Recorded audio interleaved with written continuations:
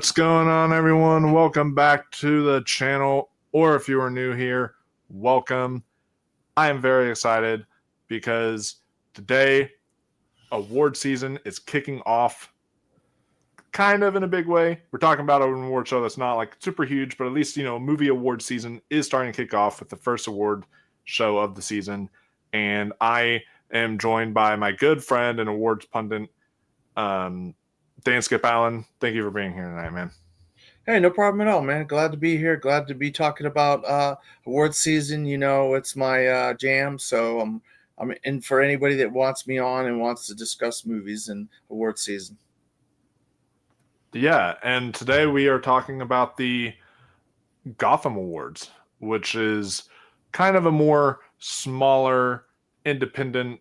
It's kind of award show. I say independent, but now they've started nominating blockbusters, and this is an award show that is like literally it's like voted on by like 5 jury members in each category. So it's a small thing, doesn't really have a whole lot of indication into what will be nominated at the Oscars, but it can definitely help push a movie and or an actress or something along those lines.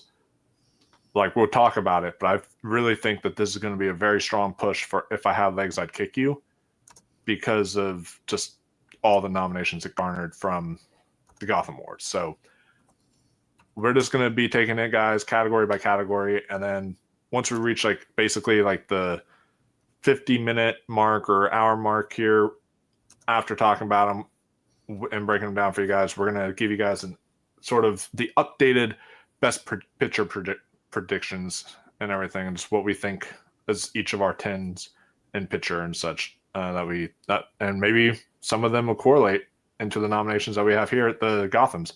So with all further ado, let us get this thing situated here. All right. So it says at the Gotham Film Awards, one battle after another leads the race with a record 6 nominations. So apparently that is the highest it has ever been. And the nominees we have in Best Feature, which they have updated it this year. They usually would only do about 5 in Best Picture every year, but now they're doing like 10, I believe, just like the Oscars. So they're trying to make it feel a lot like the Oscars, I guess, in that sense. And the ones we have here are Begonia, East of Wall,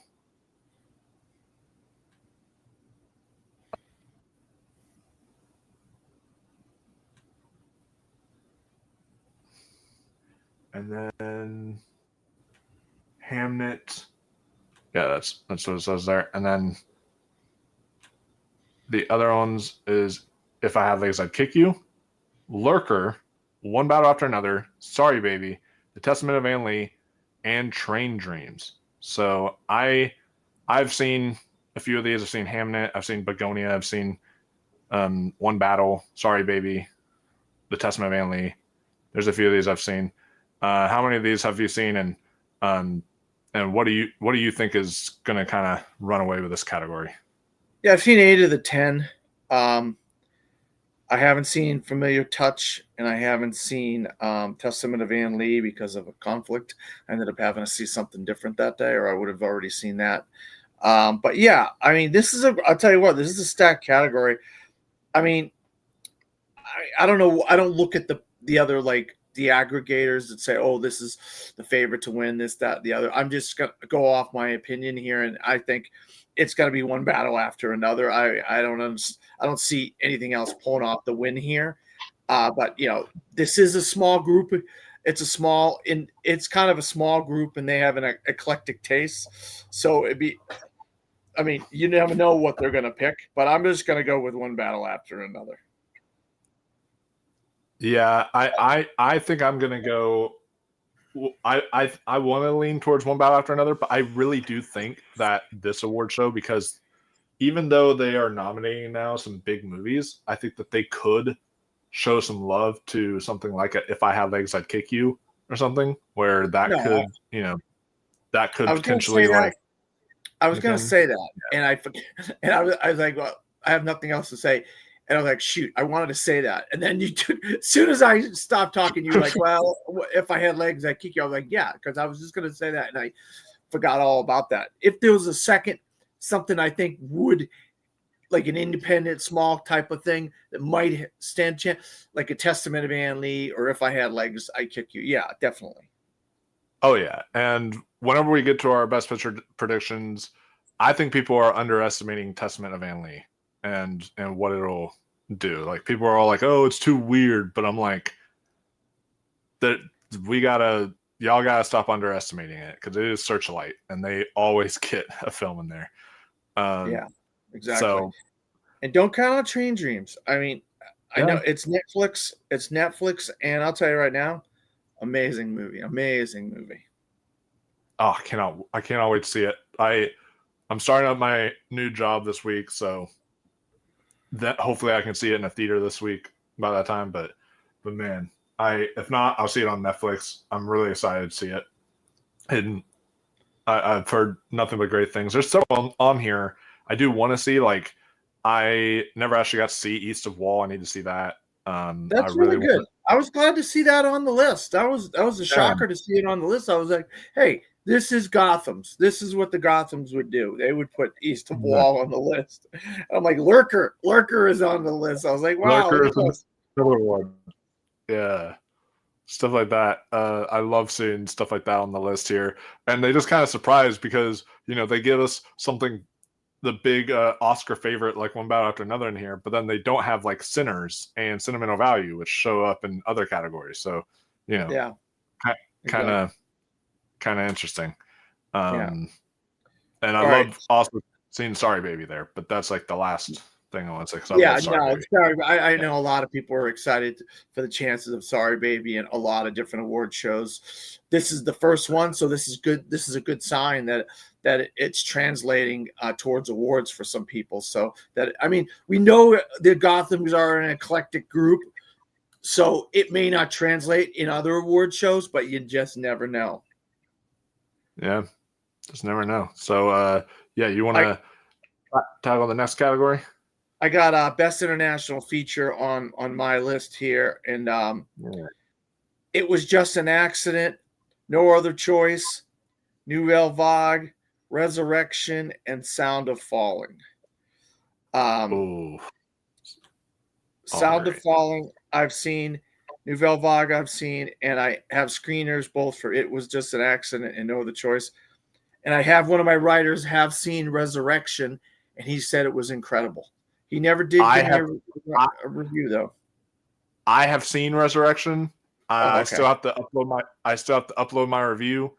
I saw it at the film festival this past October, and it honestly is the movie of the year. I had to process it for a while, but to me, it is just like encapsulates everything that I love in a movie, and the fact that they were able to take like a 2 hour and 45 minute movie that completely spans like an entire decade of cinema, and basically it's just a love letter to cinema as an art form. It's just really beautiful and stunning, and it kind of does suck that I don't think China submitted this for the Oscar, so it's not really going to be nominated for best international feature. But in Wow. a perfect world, we could maybe see it for like a best cinematography, something along those lines. Um, something good there. But I have seen four of these. I've seen Resurrection. I saw It Was Just an Accident. Nouvelle Vague, which was one I watched pretty recently, and then I also got to see No Other Choice. And yeah, Sound of Falling is the only one I'm missing on here that I need to check out. But Yeah, Sound of Falling is this is really a good. great year for international film. Oh yeah, Yeah, oh I've yeah. I heard mean, it's really good. I've been hearing like it has like a 92 on Metacritic or something. It's yeah, getting some really good buzz right now. So I'm really yeah. excited And to check it out. And Um, I had conflicts when I went to go see both. It was just an accident, no other choice, so I couldn't see them. But I do have screeners of both, so I'll be seeing those very shortly. And hopefully, maybe I'll reach out for Janice and see if I can get a screener of Resurrection. You never know. maybe, but man, It's a Resurrection is stacked the kind that category like this year. you want to see. You want to see in a theater for sure, and no other. Yeah. And yeah, no other choice. And it was just an accident. Are both excellent movies. Neon is killing it this year because Neon has.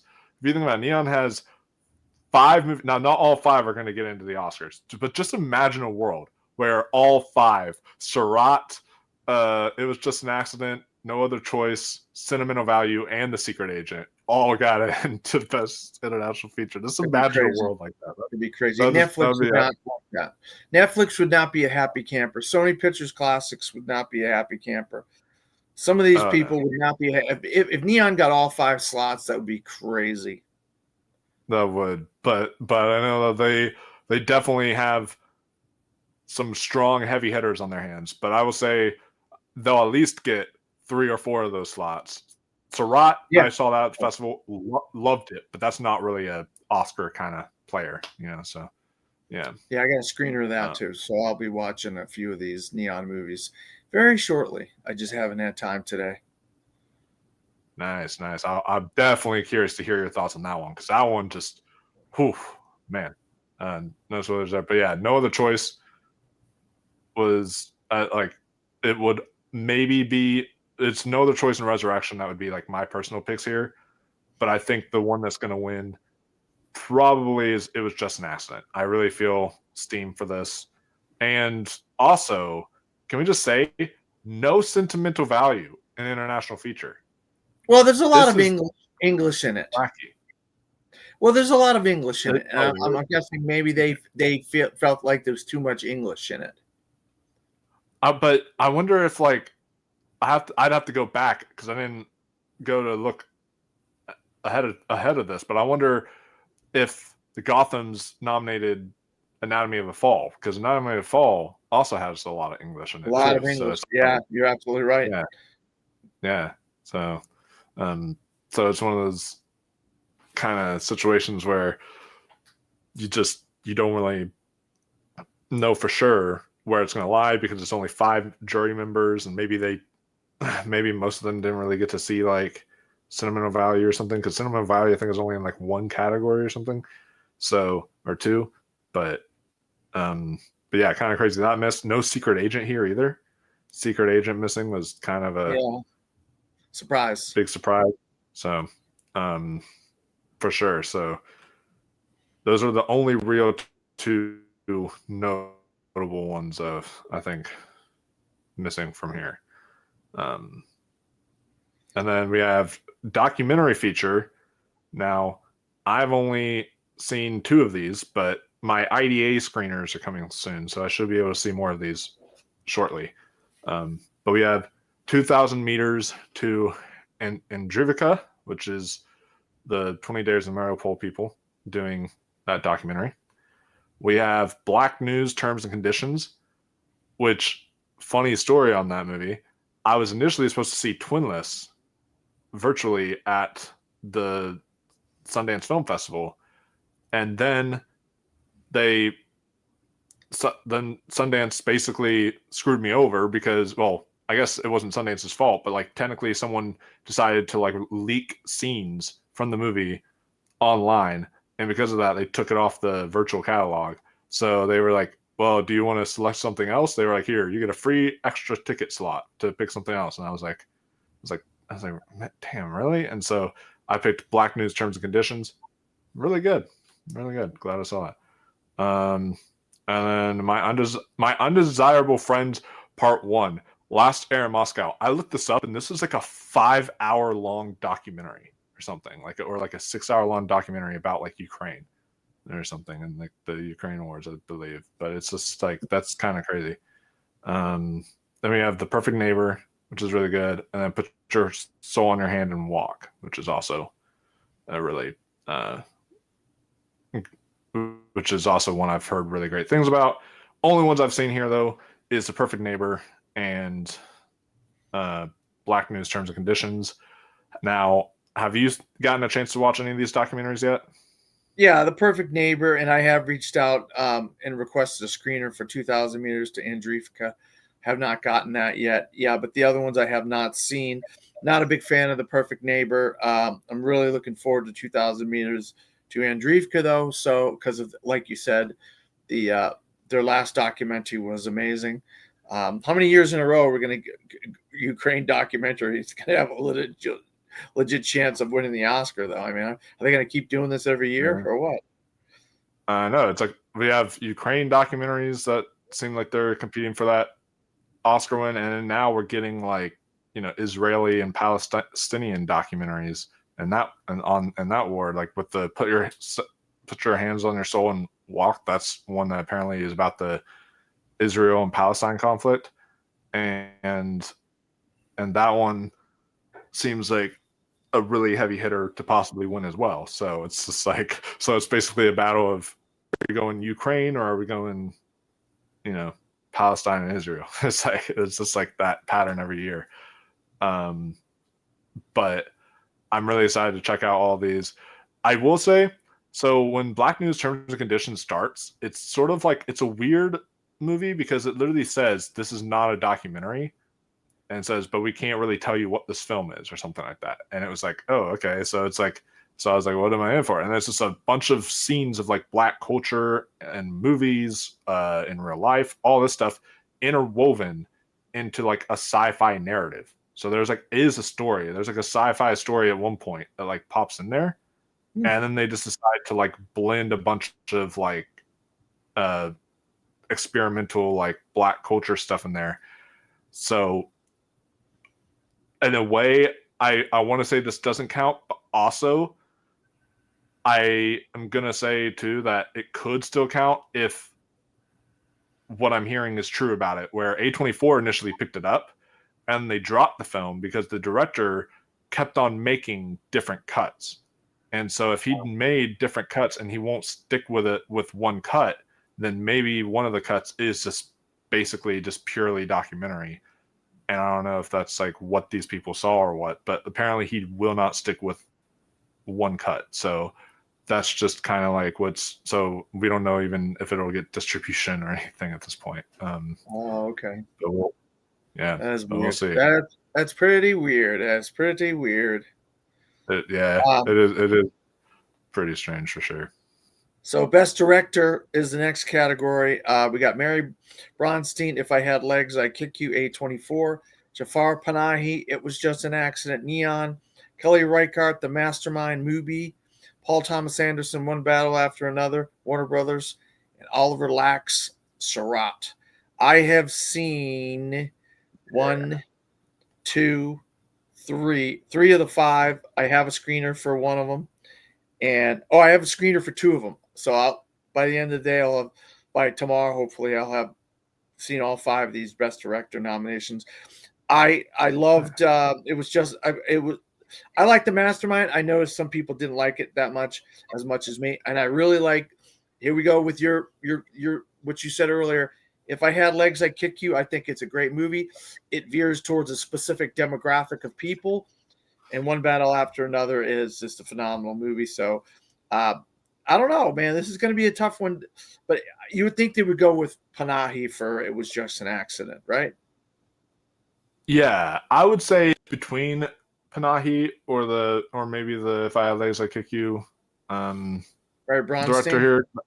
Yeah, Mary Bronstein. I would say it's between those two because I don't really see, like, I see PTA getting the Oscar, but I don't really see PTA being like the director to kind of win. If he starts winning these like small little independent groups like LA, New York, Gotham, all this stuff, it's going to be a landslide. Let's put it that way. True. Yeah, and I will say I've seen 3 out of these 5 as well. I just was not able to see If I Had Legs I Kick You because it just never played anywhere near me. If it played it somewhere near me, if Virginia wasn't super lame, then maybe I would have actually been able to see this film, but I wasn't able to catch it. And so I only saw 3 out of the 5, and the 3 that I saw was one battle after another. So I know PTA's work here and that he did was absolutely phenomenal, great stuff. Jafar Panahi did some excellent stuff with It Was Just an Accident, and not giving anything away, but it has the ending of the year for me. And then, but to me, my personal pick would be Oliver Lax for Seurat. That's a very directing heavy type of movie. That is a movie that's very much like a visual kind of feast of a movie. So take some bold swings visually, that's for sure. That's kind of where I think that kind of would lie for me. And I do think I do want to throw this out there. The fact that they nominated Chloe Zhao the fact that they nominated Hamnet, but no Chloe Zhao here, shows that I think, that is definitely, at least in terms of Gotham Awards, that is not like high up there alongside the other, because they nominated the If I Had Legs I Kick You director even over that Chloe director. Zhao, so which is surprising. Yeah, yeah, you're right about that.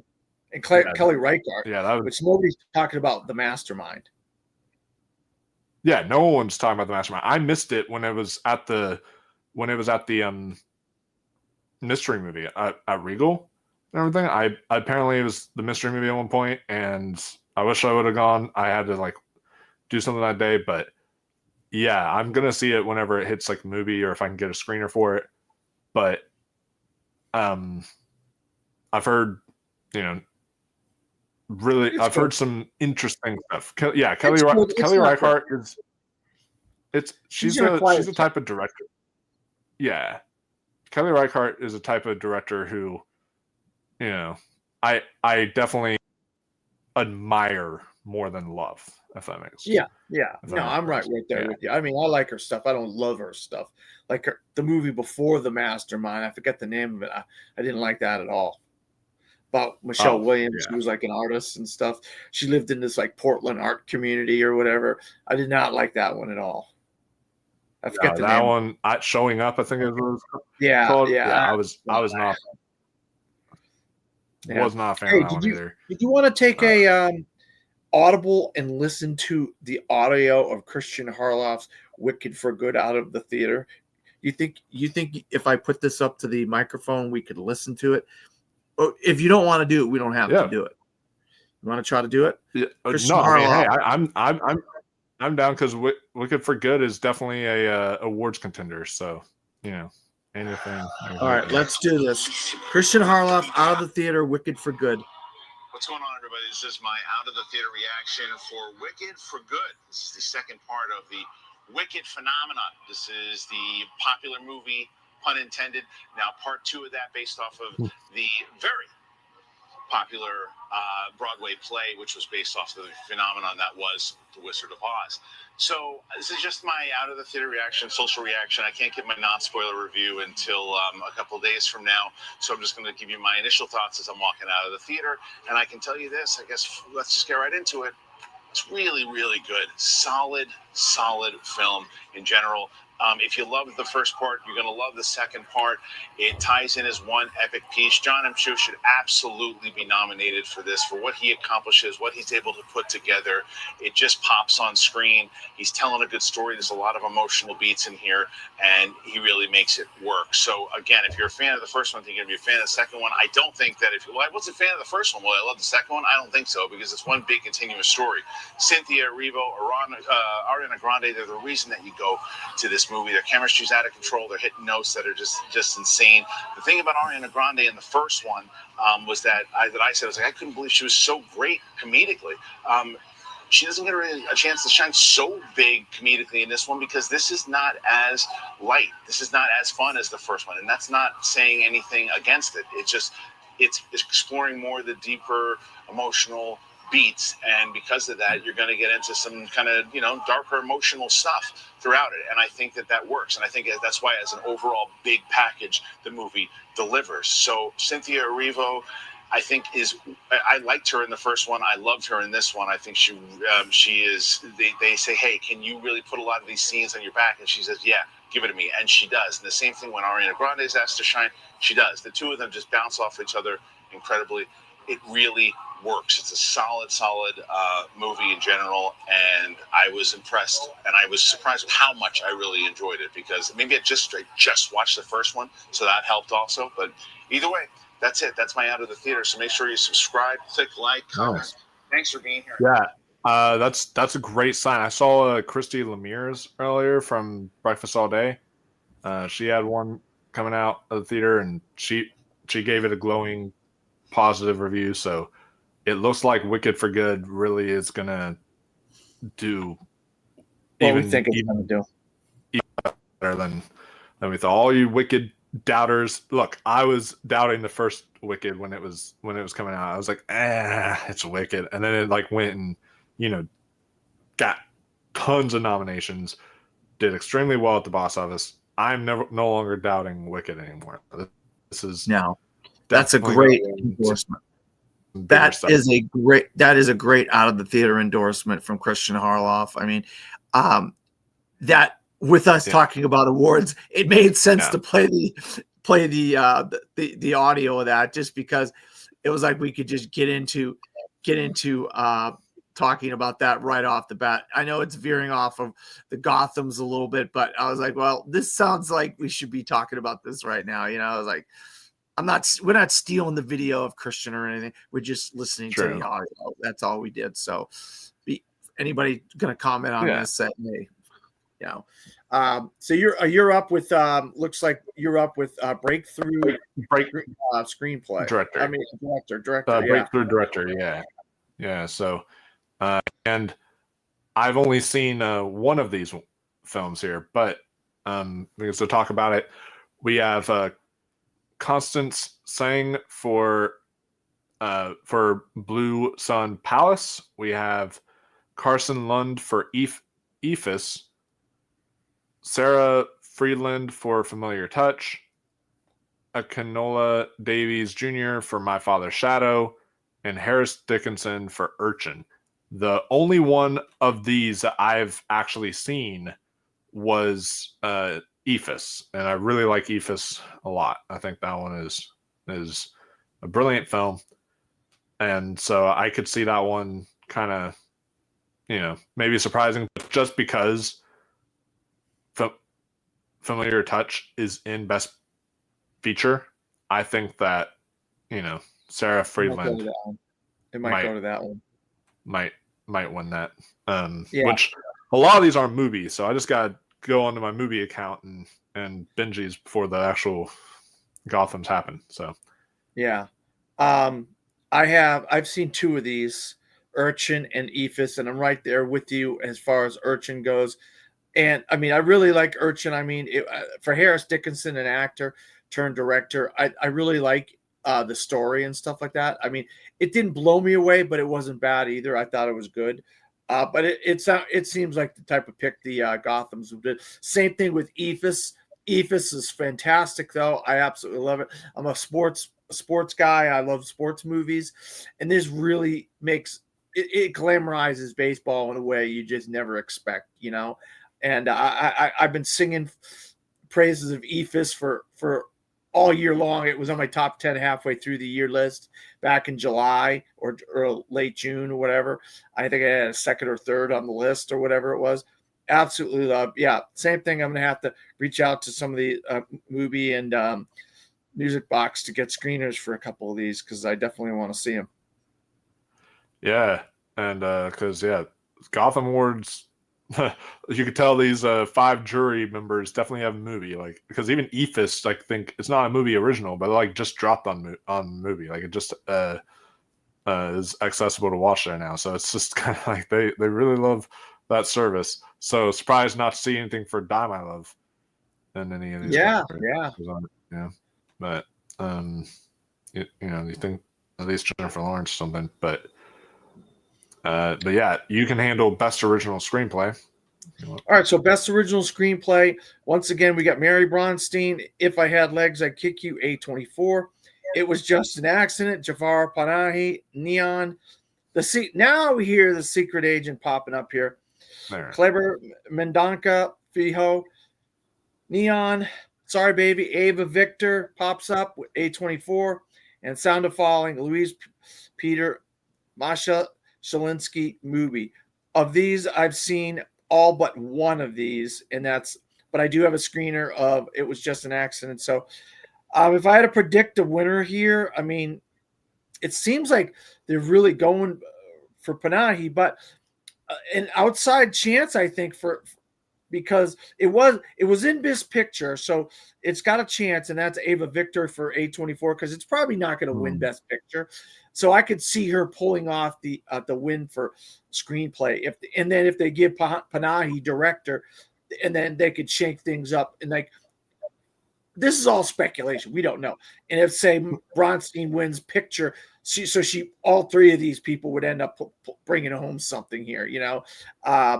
But the only one I haven't seen, like I said, It Was Just an Accident because I haven't watched the screener yet, and I had but Secret Agent's great. Sound of Falling I really like. But I'm gonna go. I think I'm gonna go Sorry Baby. I know you're big. You're big on Sorry Baby. I mean, other people are sorry. Right. I think at this particular guild, this particular group, it's a smaller group. It's a more eclectic group. I can see Sorry Baby maybe pulling it off here. Yeah, I think when it comes to the smaller kind of awards, now if Sorry Baby somehow sneaks into Best Original Screenplay at the Oscars, not winning, but if it gets like a nomination or something, that would be like my loudest cheer come Oscar morning. Because yeah, I've really loved Sorry Baby a lot, and I think that this is going to be one that does really well at stuff like the Gothams and like the Indie Spirits, stuff like that. So you're gonna maybe see it win one of the screenplay categories at the Indie Spirit Awards as well, stuff like that. And but it needs to win. Not to interrupt you, but it needs to win like the Gothams. It needs to win Indie Spirit because that's going to help it put Ava Victor on the map as far as who Ava Victor, and the Oscar voters are going to be like, okay, Ava Victor, she's won a couple awards already. Her name's going to be out there already. You know what I'm saying? And if she gets opportunities to get up on stage or they or whatever, I guess you would say they. I say she. I don't mean to say she, but it's that they have to get up on stage and make a speech. Yeah, no, very, very true. And that just, like I said, Gotham's really help with notoriety. So it's one of those circumstances where even if Sorry Baby doesn't get into the Oscars in any capacity, Eva Victor's name is now on the map by winning a Gotham or an Independent Spirit Award. That's just going to help them in the long run when it comes to future projects, and that could benefit them with the Academy in the future at some point. Exactly. I guarantee you, if they would have released this in the fall, I guarantee you it would have done stronger in that front. But they decided to release it in the summer, gave it almost like a Sing Sing kind of release. So I am glad that this is showing up, and at least here, and probably will show up in a few other places. That means it's not like completely dead in the water. I think A24's got such a big slate this year. They probably had a gap in their schedule somewhere in like June or something like that, and they were like, all right, let's put it in June. Yeah, and this is a toss-up category, and like you mentioned, the Gothams, more than a lot of other awards, they love to actually share the love. They actually love to kind of give one person one film, one category, and then another person another category. So they really seem to like doing that at Gothams. They don't just like to do, this is the sweep the whole way through. So there could be a scenario where like Mary Bronstein wins picture, Jafar Panahi wins director, and Eva Victor wins screenplay. I could definitely see that if something like, and somebody else wins adapted screenplay. Yeah. Like Paul Thomas exactly. Anderson. And somebody else was, Yeah, go ahead. Yeah, Paul Thomas Anderson winning adapted, something like that. I could Or Park totally see Chan-wook that. or somebody, or Park Chan-wook or whatever. Yeah, Park Chan-wook. Oh, that'd be so great. Oh man, that would be a huge boost for him if he ends up taking that. But I will say, and this one's kind of shocking. I'm glad to see The Secret Agent here. You know, that is a very well written movie. Like the script is very, it's a very righty type of movie with great dialogue scenes, back and forth, and riveting dialogue. The one film I'm very surprised is not here. I thought it would at least show up here is Sentimental Value. Joachim Trier not showing up for Sentimental Value and Best Original Screenplay. That definitely seems like the Gothams did not care about that movie, or they just did not like it. Yeah, that's weird that Sentimental Value is not here. That was such a good script, such a good screenplay. Yeah, and here, I expect him to get into screenplay at the Oscars again this year because he got in for worst person in the world. So if he got in for that and that wasn't even nominated for Best Picture, then he'll probably get in for this one as well. So that's definitely like the big kind of snub in this category, and no Sinners, but also like they weren't huge on Sinners at this award show either, so that's not like massively shocking. For Best Adapted Screenplay, we have No Other Choice, Park Chan-wook. We have One Battle After Another, Paul Thomas Anderson. We have Pelion, Harry Leighton. We have Preparation for the Next Life from Martina Majok. And then we have Rain Dreams from Clint Bentley and Greg Quidar. So Clint Bentley coming back in there and Greg Quidar getting back in there since Sing Sing, last year. They were nominated for the Gothams around that time, and now they come back for Train Dreams. So that's really exciting. In terms of this category, I definitely do. I mean, I think that could upset because they are past Gotham winners. I could see Train Dreams upsetting here in like adapted screenplay. I would not be completely shocked, but I do think that this is between Park Chan-wook and Paul Thomas Anderson. And honestly, I could see them kind of leaning towards someone like a Park Chan-wook just to kind of give it that boost and everything that the film kind of needs to help it gain the momentum. And the script in that is phenomenal too. It's just exceptionally sharply written movie that is just that completely gets you invested from start to finish with this dialogue, and it's just you just can't look away while you're watching it, and it's just excellent writing. So I would be very happy if No Other Choice won, but Paul Thomas Anderson could upset here. He could, especially knowing the Gothams really liked it. They really like. I'm going to go with Park. They nominated it quite a bit. So you don't know. You just don't know. Go ahead. No, sorry for interrupting. No, you're right. No, we don't know quite yet. But I mean, and like I said, for all I know, Train Dreams takes it, and they could completely surprise there and do like a little indie film. You never really know with the Gothams; they can easily surprise you, and go a way you weren't expecting. So. Like I wasn't really expecting Sing Sing to actually win last year, and that ended up winning like feature at the Gothams and and other stuff like that. So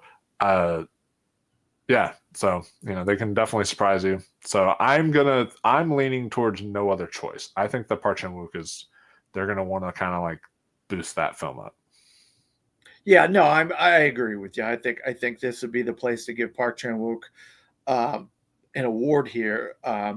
If he's not going to win director, was he in director? Was he not in director? He was not in director. No, he wasn't even nominated. He wasn't in director. He should be because it was the best directed movie I've seen this year. But so this is a place to give him an award. But if you really love, like you said, if you really are going for one battle after another.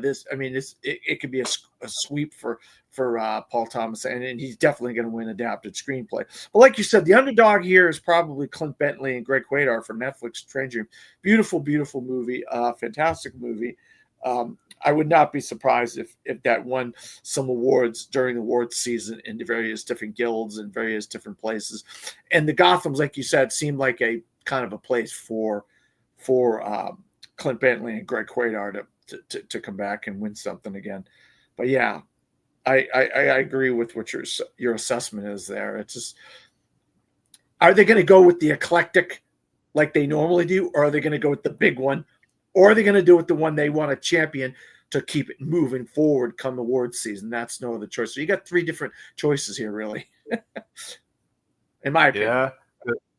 Yeah, because it's all a matter of what is what the Gothams will kind of lean towards, because we all know Paul Thomas Anderson is pretty much very strong, or like gonna win this category when it comes to adapted at the Oscars, basically.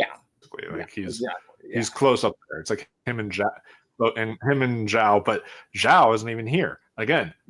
Hamnet, they nominated for feature, which is strange. They nominated for feature, yet no director and no adapted screenplay. So that's clearly, when I see that it doesn't get adapted screenplay or director, that shows that that's low on their priority for best feature. And so I was very, very surprised about that. No, I agree. No, that wasn't shocking. You think of all places, Hamnet would show up would be the Gothams, and they would be in a bunch of categories, but it's not as many categories as we thought it would be, Yeah, no, it's definitely not. So yeah, I'm gonna be. This is one of the more interesting categories at the Gothams this year. I'm gonna be very curious to see where they wind up going. If it does go to Paul Thomas Anderson, then it's basically just gonna be a lock for him the whole season of just sweeping everything, basically. But if they go with like Park Chan-wook or Clint Bentley and Greg Quadar, then it'll be like an interesting race on our hands, and we'll maybe Paul Thomas Anderson will be dangerous in a few places. So we'll have to see. Yeah. How it all pans out. Sure. All right. So outstanding next lead. one we have outstanding. And with the Gothams, they combined men and women for these categories. So it's not outstanding lead man or outstanding lead whatever. It's outstanding performance. So you're going to hear me say women and men's names, just so you know, anybody listening to this, if you didn't know what the Gothams do, that's what the Gothams do. So I've just given you a heads up ahead of time. All right. So best lead performance, Jesse Buckley, Hamnet, Focus Features. Lee Byung-hun, No Other Choice, Neon. Rose Byrne, If I Had Legs, I'd Kick You, A24. Sophie Deruzu, My Father's Shadow, Movie. Ethan Hawke, Blue Moon, Sony Pictures Classics. Jennifer Lawrence, Die My Love, Movie. Ragnar Moore, The Secret Agent, Neon. Josh O'Connor, The Mastermind, Movie. Amanda Seyfried, The Testament of Anne Lee, Searchlight Pictures. Tessa Thompson, Hedda, Orion Pictures, Amazon MGM Studios. All right, so out of all of these, I have seen 1, 2, 3, 4, 5, 6, 7. I have seen 7 of these. And look, discounting that it's men and women together, I'm just going to go with Jesse Buckley. If I had to rank my top 3, I would say Jesse Buckley, Wagner Moura, Ethan Hawke. That would be my top 3 right now. Now, you might have a different top 3 than me. So I don't know what your top 3 is, but that would be my – oh, shoot. Rose Byrne's in here. Shoot. Oh, my God. I'll be honest with you. I would say the top 2 are females. I would put Jesse Buckley and Rose Byrne as 1 and 2.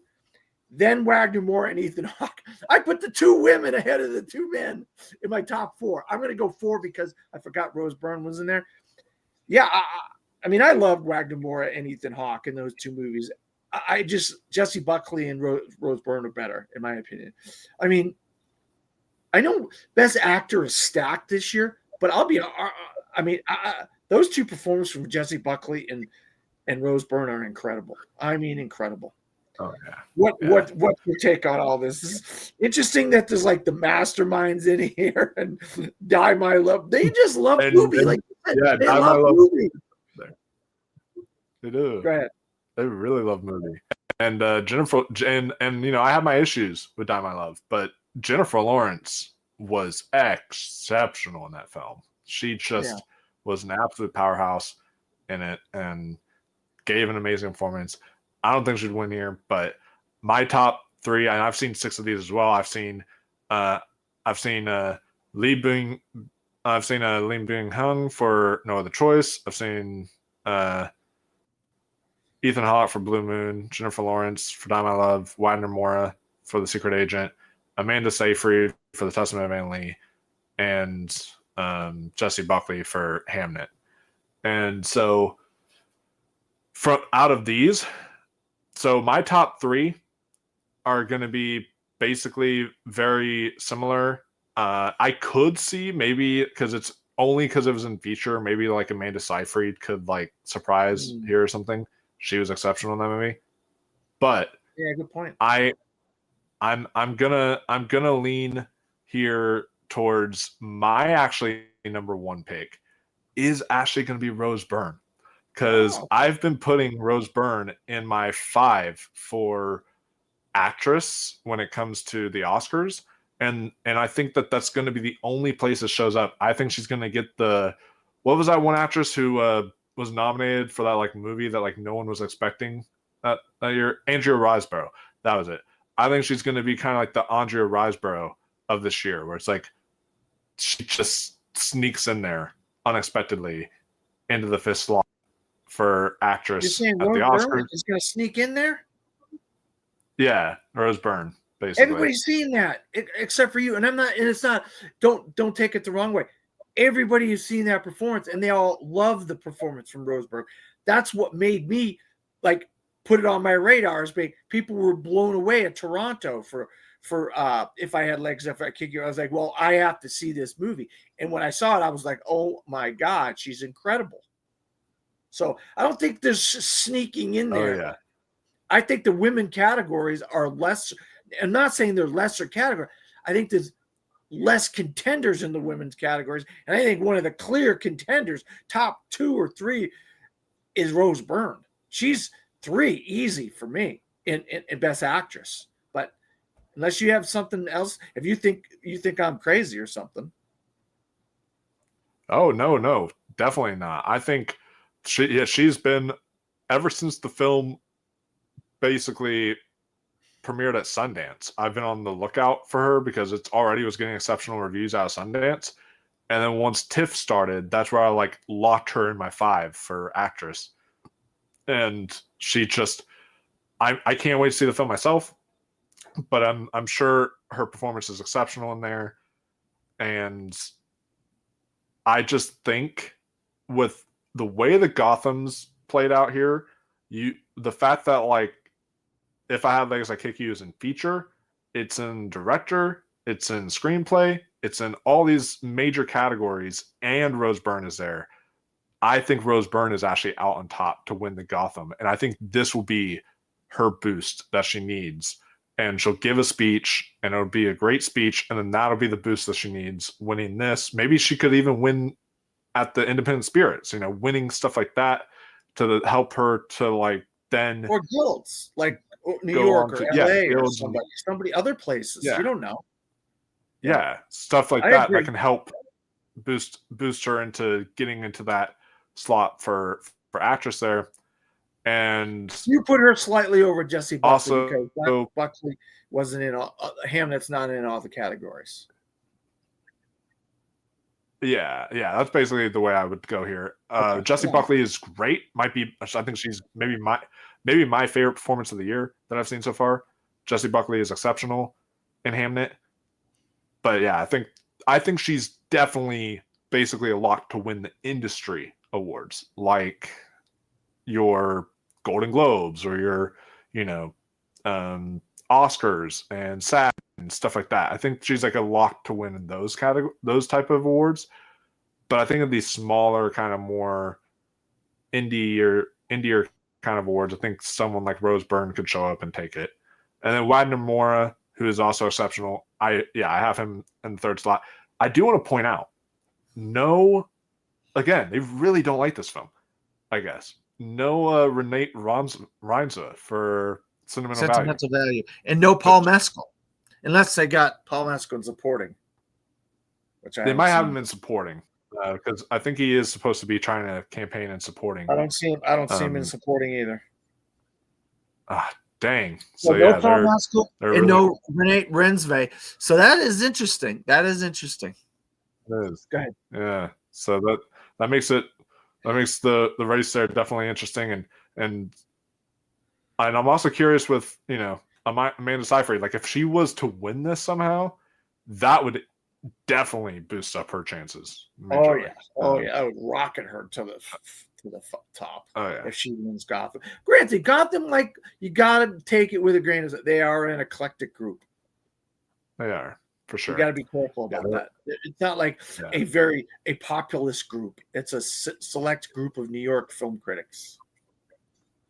Yeah, that's true. But it is the first major movie award show of the year. Yeah. It's always exciting to kind of talk about them, and sometimes, and like I said, it can help boost actors' chances at the Oscars just based on like a speech. It's a win. A win is a win. They're checking a box off for these people. They're checking a box off with a win. They're taking home a trophy, so that's a win. And when you start piling up wins, that's all the wins you can get are good.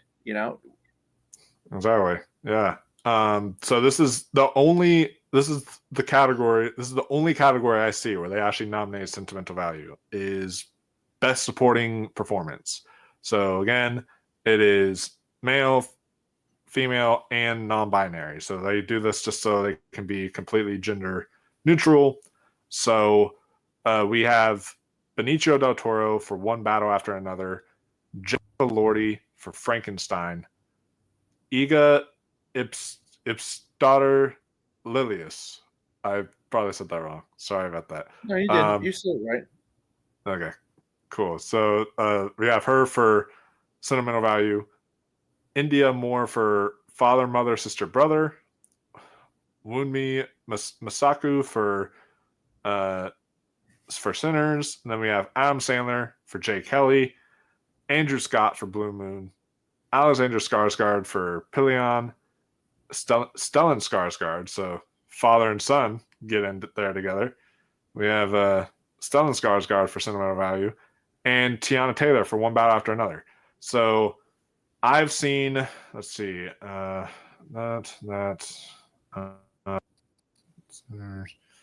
Frankenstein. I've seen about 5 of these performances. I've seen the Sinners performance. I've seen Jacob Elordi. I got to see Benicio del Toro and Andrew Scott and Tiana Taylor. So there's still a few more in these I have to see, but I do want to point this out real quick, that even though this is, like we said, it's a small and eclectic group of critics and journalists, how the hell do you not nominate Sean Penn for One Battle After Another? He actually missed the Gothams, which I don't think this is, I saw people freaking out on the internet, saying, oh my gosh, maybe he's not as strong as we think he is. Again, the Gothams aren't a massive indicator for the Oscar, so this doesn't mean much. If he misses stuff like Globes and SAGs, then that's when we start getting worried.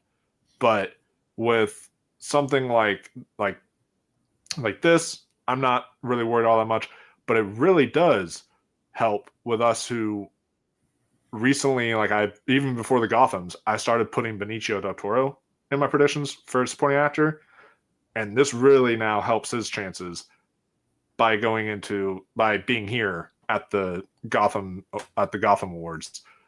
And and Tiana Taylor, it's great to see her in there as well. They love her at Gotham because what was it, 400 meter? What was it, 4,000 feet or what was it a year ago or two ago? Oh That she was yeah, hitting? yeah, They love Tiana Taylor, so it yeah. makes sense that she showed up here. Forget the Yeah, name it of does it, 400 feet or 400 something. I don't. I forget, yeah, but it was. I remember that movie. It was a really great movie, and she was great in it. And they nominated her for Gotham there. So yeah, they really love her, and I think that this definitely will help boost her chances. Andrew Scott, love seeing him for Blue Moon. I didn't talk about Ethan Hawke earlier, but Ethan Hawke, exceptional career best performance from him in Blue Moon, and Andrew Scott played up together in that movie. So I was very so if Sony Pictures Classics plays their cards right, I do think Andrew Scott has a chance at getting a Best Supporting Actor nomination. There is that because Sony Pictures Classics does really well at getting actors in. You know, they got all the Foxcatcher actors in there that one time, even though the movie didn't get into picture. What was this swimming movie a couple years ago on Netflix where Jodie Foster and Annette Bening both got in? Oh yeah, the Naiad. Yeah, that one. Naiad. Right. This is, I think, Blue Moon's a Naiad situation where if Ethan Hawke gets in, he could pull in Andrew Scott into supporting. Yeah, that's just my think on that. Okay. I think you're right there. I think that it would be a double package, and I think that there is a good chance too that Blue Moon could even possibly sneak into screenplay if Sony Pictures Classics plays their cards right. But I'm just looking at how Sony Pictures Classics has done stuff in the past, and they got Bill Nighy in for Living. He was like the only. Campaigners. They're great campaigners. There's no doubt about it. They are great campaigners. You can never, and they have a crazy slate. Go look at their entire award slate for this award season. It's, one hit after another. It's banger after a banger. They have a lot of good movies, Michael. Oh yeah, no, they for sure do, and I think Blue Moon, I think that's going to be their biggest push out of all of them because I think they got Nuremberg. They're hearing the conversations of Ethan Hawke. They have Nuremberg, but Nuremberg, I'm not hearing as many discussions in actor for Nuremberg as I am for Ethan Hawke. So if Ethan Hawke is going to be their big that actor that sneaks in there, they may try to push Blue Moon further and such to try to get all these different categories. But Nuremberg could sneak into a few stuff as well. They also have great international ones. Just because it's Sony Pictures Classics, do not be surprised if The President's Cake gets into best international feature or something. Exactly. Just because it's Sony Pictures Classics. So no, you're right. I just going off here. I've seen 8 of these. And if I had to rank my top 3, I think I'm with you. But I'm going to go with Stellan Skarsgård to beat his son. I'm going to go with Benicio del Toro. I think in this category, the men are stronger than the women. And then I would go with Tiana Taylor third. The other category, I thought the women were stronger than the men.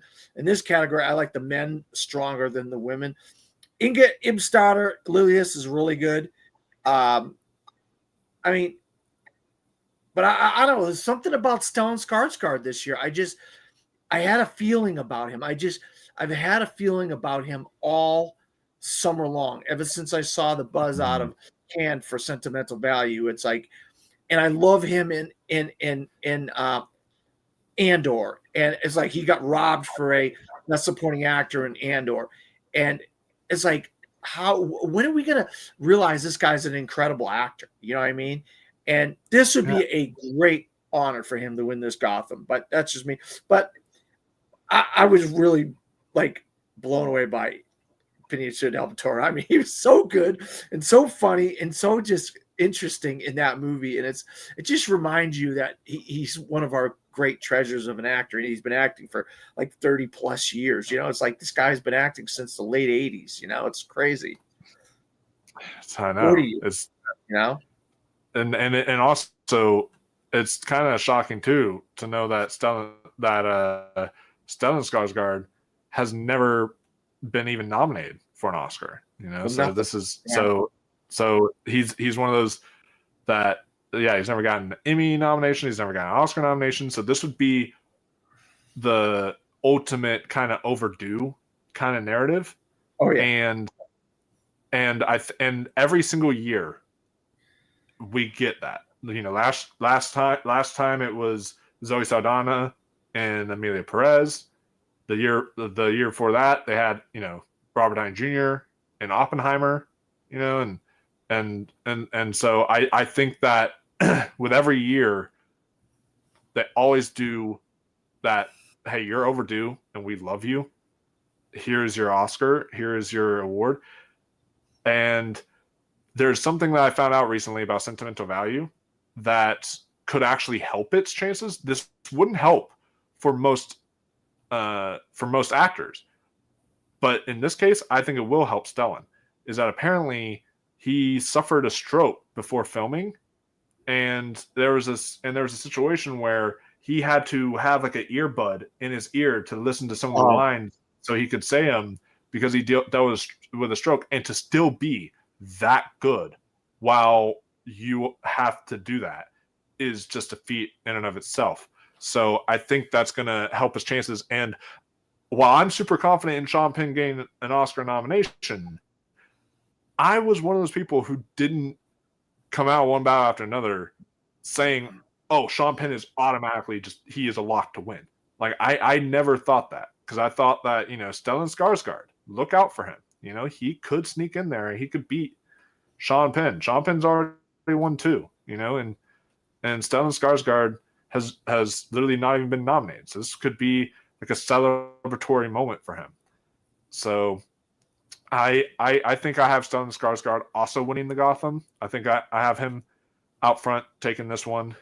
And if, I mean, just the sentimental value without Paul Mescal, I mean, there's no reason why Adam Sandler's in here. They just have like a bias, I think, towards like New Yorkers or people that represent New York or some crowd. I think that's the reason why Adam Sandler's in here. That I think Paul Mescal should have been in there. I mean, there's no, or Sean Penn, one or the other should have been in there. Not Adam Sandler. Yeah, and I've taken Adam Sandler out of my Oscar predictions for Best Supporting Actor because just the reception Jay Kelly is getting is just not strong. I haven't seen the film myself. I have. I've seen the film. It's good. It's not great. The main person. That's what I've been hearing. It's George Clooney. You watch it for George Clooney. I mean, Adam Sandler's good in it. Don't get me wrong. He's not like he's not going to blow you away. It's George Clooney. You're watching the movie for George Clooney, basically. Yeah, and so at the end of the day, I think best lead actor is too strong that I think George Clooney even misses there. So he misses. Yeah, exactly. Yeah. So that's why I really don't think, you know, this is just he's happy to be nominated, and it's because they give it like 8 or 10 people in this category. If they didn't have that many, Adam Sandler wouldn't be in here. No, if they only had the 5. Yeah, 5. Yeah, I agree. All right, so we're up to breakthrough. This does help. I do want to say real quick, this does help Jacob Elordi, because people have been saying Jacob Elordi could sneak in there in like a 5th slot for Best Supporting Actor. This majorly helps Jacob Elordi for just getting a nomination at the Gothams. Definitely will boost his chances, especially knowing it happened right around when it was hitting Netflix. So that definitely help boost his chances more. But yeah, this was my last point there. All right. Yeah, no, I mean, I think he almost steals the movie from Oscar Isaac. You know, it's crazy, right? Yeah. Jacob Elordi. Yeah, he's that good. He's that good. In fact, he almost steals the movie from Oscar Isaac. He's that good in the movie, and you're like, how the heck is he this good as the monster? You know, isn't that crazy? Oh yeah, that is so crazy. Yeah, like his performance made me tear up in parts, like with him and the blind man and such. Like it's really, some beautifully acted stuff. So I would be very happy if come Oscar morning they say his name. I think it would be definitely deserved. Yeah. So yeah, All right. I think the last one that we have here is breakthrough performer. If you want to handle that one. All right. So breakthrough performers: ASAP Rocky, highest to lowest, A24, Sabi Behitar, Yar, Preparation for the Next Life, Orion Pictures, Amazon Studios, Chase Infinity, One Battle After Another, Warner Brothers Pictures, Abu Sangra, Solomon's Story, Kino Lorber, Tony Tia, Kiss of the Spider-Woman, Roadside Attractions, Lionsgate. All right, so obviously I've seen two of these. ASAP Rocky, highest to lowest. Incredible. I never even heard of ASAP Rocky before this. I don't listen to rap music. It's not my kind of music. This guy was fantastic in that movie, in a movie I absolutely loved. Highest to lowest. And this is a New York. This is a Gotham nomination. This is what the Gothams do. You know they were going to get somebody from highest to lowest in there. They got ASAP Rocky in there from highest to lowest. Good job, Gothams, for that. Chase Infinity, she's going to win this. I hate to say it, ASAP Rocky, you're going to lose because it's going to be Chase Infinity. Or, I mean, if one of these other people win, I'll be shocked. I've only seen two of them, so I don't know. How was did you see Kiss of the Spider-Woman? I did not, because that lasted like a day. I'm exaggerating, but it lasted basically a day at my theater because it just, it like flew and went. Like that week was done. I missed it too. And then it just was like out of the theater. So I missed it, was not able to see it when it was playing. But from what I'm hearing though, Tanatia, or however you say his name, I'm hearing that he is very good in Kiss of the Spider-Woman. I have to see it. I have to figure a way to see Kiss of the Spider-Woman. I saw the original 1986, so I know what the story is. You know, I know they turned it into a musical and blah blah blah. But yeah, okay. So yeah, I've only seen two of these, and that's ASAP Rocky and Chase Infinity. So I can't really talk about a lot of this on these. So I don't know what else you could say on these, but go ahead. Yeah, I've only seen two of these as well. ASAP Rocky. Yeah, he was fun. He was definitely fun in highest lowest. Whenever you're in a movie with Denzel and you're that good, you know that you're a really good performer. And Chase Infinity, you know, she just blew everyone away with like her first real performance. Like if you don't count like this is her first movie performance. If you count, you know, Presumed Innocent on Apple. On Apple, like she did do that first in terms of television, but when it comes to just like actually being in a movie, this is her first ever movie, and she just completely knocked everyone's socks off and was one of the highlight performances of the film. In my opinion, she was like the second best performance in the film, right behind Sean Penn. I thought she was really excellent, and I do think there is a world where, because it's the Gothams and you know they like to do interesting stuff here, I think there is a world where Chase Infinity is the only win at the Gothams for One Battle After Another. I think there is a world where I could see that happening because of just, you know, the Gothams maybe wanting to give Train Dreams adapt the screenplay, maybe wanting to give, you know, other movies like in different categories, other kind of slots there, that I could see Chase Infinity being the one to represent One Battle After Another and that being the win for this movie. Or it could be a sweep and they just clean up. Yeah. Or it could be a sweep. So it's good. I think it could be like one or the other. We'll have to see. Maybe One Battle does win a couple or something, and this is one of them. We'll just have to see whenever the Gothams do happen. But this is the one I feel the most confident in. Out of all the categories we talked about today, I feel the most confident in Chase Infinity. I just do not see anyone coming close to touching it. They like the movie, though, because it got a lot of nominations. They do. They like the movie, deservedly so. And while I don't have her in my 5 for lead actress, once she wins and, you know, she makes this great speech, if that speech is really strong, who knows? Maybe that could boost her up to going further into awards, maybe getting Critics' Choice, maybe getting SAG, maybe getting a few of these other nominations here and there. So we'll have to see how it all pans out for her. But do you have the date and time? I'm really excited. Awards? Do you have the date and time when the Gotham Awards are, so we can report on the winners when the time comes? Yeah, the Gotham Awards, they should be on the Hollywood Reporter. That let's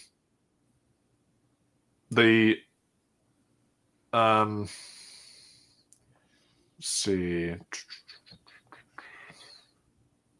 Okay, it says that it's set to take place on Monday, December 1st. So I don't know the time yet, good. but it's going to be on December 1st. So we're gonna be kicking off the first of the month, first of Christmas season. With a couple weeks away. That's not bad. Yeah. It's only 2 weeks away, so it's good. Yeah.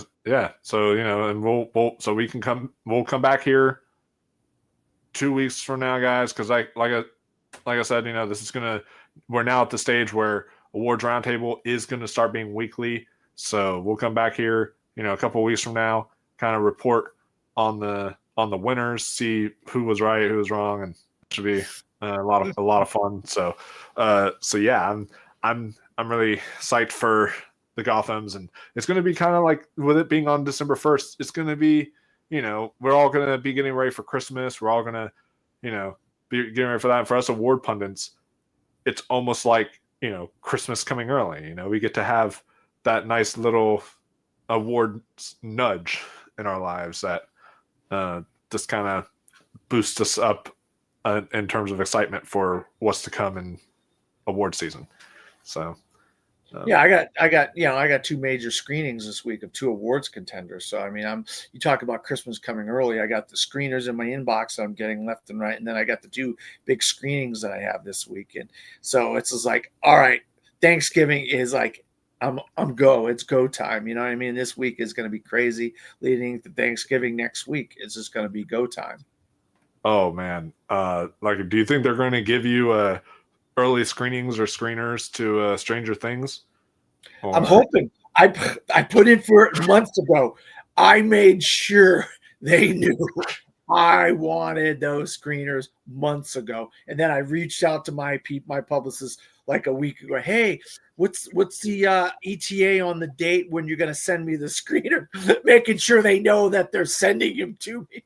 Not like, hey, Wink, do you think I could get them? No. When is the date that you're sending them to me? Because I absolutely have to have at least, if I think that the weekend of Thanksgiving is going to have 2 episodes or something like that.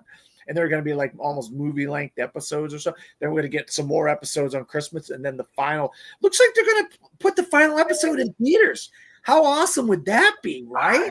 Yeah. It's only going to be like 350 locations, but I'm definitely, for me, it's worth traveling for. Like once I hear about where it's going to be playing near me, if I have to drive like a couple hours out of my way, so be it. Like I definitely want to see that finale in a theater. Like that's just going to be really great. Because I was literally going to rent out a theater and just do a private screening with my friends if they weren't going to do that. But now that they're doing that, it makes it easier. And it's like January 1st. What a great day for the season finale. I mean, the series finale of, like, you want to talk about explosions and crazy fireworks and stuff. We're literally going to get that with the final episode of Stranger Things. It's going to be like, wow, this is the perfect time to put this on New Year's. You know what I mean? It will literally be kicking off the new year with Stranger Things, which that's fine by me. I don't have a problem with that. Yeah. No. Right now, I'm just hoping I get screeners ahead of time. The first batch of screeners, so I can have something I can review for the website. Because I desperately want these bad. Oh, I feel that. I'm trying to reach out right now for several different screeners as well. I'm hoping I can get them. I was able to get like a screener for All That's Left of You, which was nice, and a few other ones. Told me about that. That's great job on that, getting that. Yeah, so I was able to get that screener, and that was really good. But like, I gotta look for a few other ones that I'm really excited about. Like maybe I'll reach out to Mubi for Sound of Falling or something. So that'd be a good one. Yeah. But before we get into our like pitcher predictions to wrap things off, we will go take the few comments. We have one from Fredo Murphy who says Jacob Elordi for best supporting. Very much could happen. That could happen. I think that it's not outside the realm of possibility because that movie, I have it. One spoiler alert for when we do pitcher, I have it in my 10 for pitcher, but then I also have it, in a bunch of texts. And if it gets a bunch of texts supporting, that's enough for a best pitcher package. So I could easily see that paying in its favor. And it's not one of those things where it's not like a Doug Jones situation where he's just like in a fish costume.